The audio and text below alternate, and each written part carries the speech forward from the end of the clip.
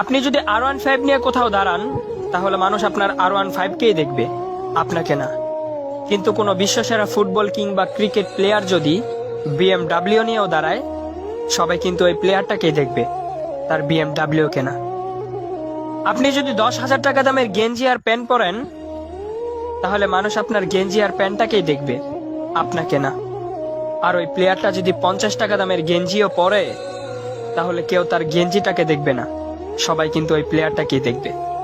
তাই আইফোন লাগবে, DSLR লাগবে, বাইক লাগবে, বাবা মাকে এত প্যারা না দিয়ে, ব্র্যান্ডের পিছনে না ছুটে নিজেকে ব্র্যান্ড বানানোর চেষ্টা করুন। নিজেকে এমন ভাবে তৈরি করে তুলুন যাতে মানুষ আপনাকে ব্র্যান্ড বলতে বাধ্য হয়। আর আপনি যখন ব্র্যান্ড হয়ে যাবেন, তখন আপনার 20 টাকা দামের ছেঁড়া রুমালটাও নিলামে বিক্রি হবে লক্ষ টাকায়।